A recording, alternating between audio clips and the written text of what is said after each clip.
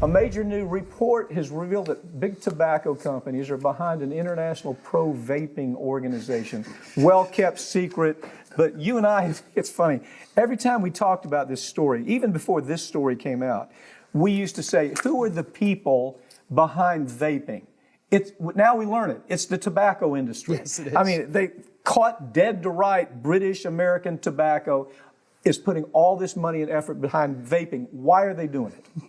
They're doing it because the nicotine addiction, one, keeps customers for life, but two, they also own most of these vaping companies, and that's part of the equation that most of these, vape defenders don't seem to understand. So there's all kinds of interest in this, and of course they use these groups to fight regulations. They're huge push right now in Europe to fight any kind of regulations. And that's what they're doing with this World Vapors Alliance. As you know, we're leading the charge in the Juul case that's taking place out in California. And a lot of this material is coming out there. We're finding documents where British American Tobacco, you have this organization that's called the World Vapors, the World Vapors.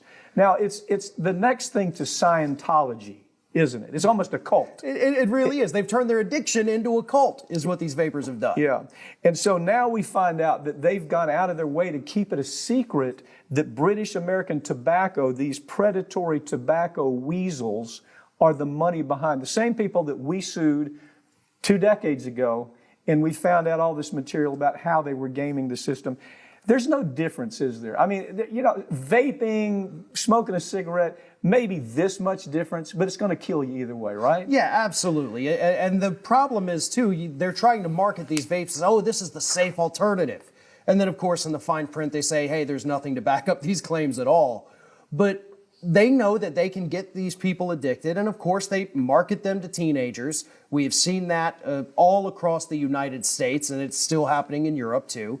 And they get these people hooked at age 13, 14, trying to convince them, oh, no, this isn't smoking, it's okay.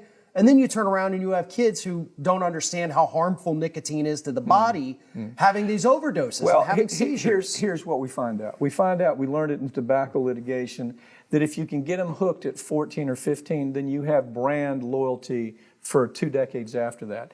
So vaping is simply about trying to transition people back into nicotine. There's just no question about it. And these boneheads that, they think they have the high ground. Oh, no, this is wonderful. They are being hustled by companies like Coca-Cola. Who owns part of this? Now, you talk about addiction issues. Yeah. My God, let's addict them with Coke. Let's addict them with this. And behind all of it is the mega money of British American Tobacco, right? Yeah, absolutely. And some of the campaigns, and again, this is all, being funded mostly by British American Tobacco, but we're finding out, according to the new reports, they've engaged in this kind of anti-legislation agenda in Europe.